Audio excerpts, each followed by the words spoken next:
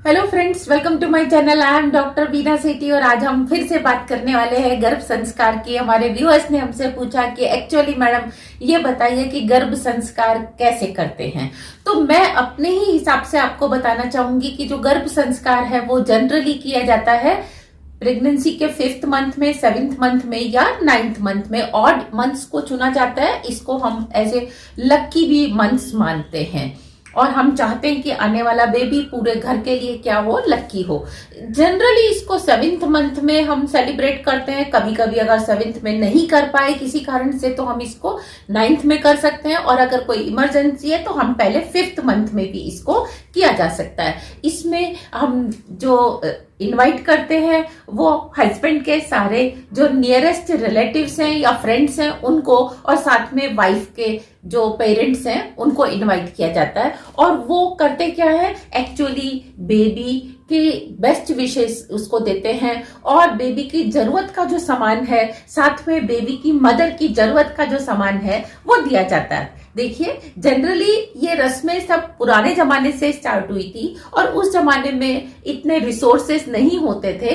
तो इस फंक्शन के तहत जो रिलेटिव्स या नियर डियर्स आते थे वो क्या करते थे, कुछ ना कुछ उस प्रेग्नेंट लेडी को उसकी गोद में दे के जाते थे। इसीलिए इस सेरेमनी को गोद भराई की रस्म भी इंडिया में कहा जाता है, यानी कि फिलिंग ऑफ लैप।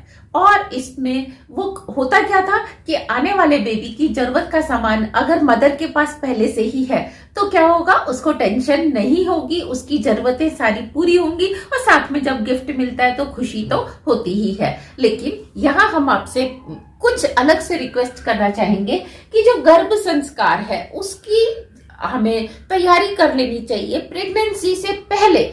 यानी कि जब आप प्रेग्नेंट होने के लिए सोच रहे हैं तो उससे पहले आप अपनी सारे हॉर्मोन्स की टेस्टिंग कराइए कि कोई hormone up down, blood pressure up down या डायबिटीज तो नहीं है आपको। अगर ऐसी सिचुएशन है तो आने वाले बेबी के ऊपर इसका इम्पैक्ट ना हो, पहले आपको इन चीजों को कंट्रोल करना जरूरी है। हॉर्मोन्स में जो सबसे ज्यादा देखा जाता है वो देखा जाता है TSH। थायराइड तो नहीं है उस लेडी को, और साथ में अगर उसके अंडे नहीं बन रहे हैं या उसके पीरियड्स इरेगुलर हैं तो हम उसका ल्यूटिनाइजिंग हार्मोन और जो है एक TSH के साथ साथ FSH भी हम उसका चेक कराते हैं।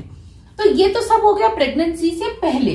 तो ये तो प्री प्रेगनेंसी में आपको संस्कार करने हैं, यानी कि उस जमाने में हम इसको अगर संस्कार कहते थे तो आज के जमाने में आपको ये वाली सारी टेस्टिंग करानी है। फिर फर्स्ट ट्राइमेस्टर में आपको अल्ट्रासाउंड कराना है उसका, और देखना है कि फर्स्ट ट्राइमेस्टर में कोई दिक्कत तो नहीं आ रही, उसको बैलेंस्ड डाइट देनी है, वाटर की कमी ना हो, उसका नोजिया आपने ध्यान देना है कि वो ज्यादा नॉस्टिक तो फील नहीं कर रही, मॉर्निंग सिकनेस तो नहीं है। और सेकंड मंथ में आपने एक और अल्ट्रासाउंड कराने के साथ साथ उसको, क्योंकि अब वो वेट गेन करने लगती है, साथ में उसको अब भूख भी लगने लगती है, बेबी भी वेट गेन करने लगता है, तो आपने उसकी डाइट का, उसके मूड का, उसके कमरे की लाइट का, उसके म्यूजिक का, वाइब्रेशंस का, इमोशंस का ध्यान रखना है। और थर्ड ट्राइमेस्टर आते आते बच्चे की जो सारी सेंसेस हैं वो स्टार्ट हो जाती हैं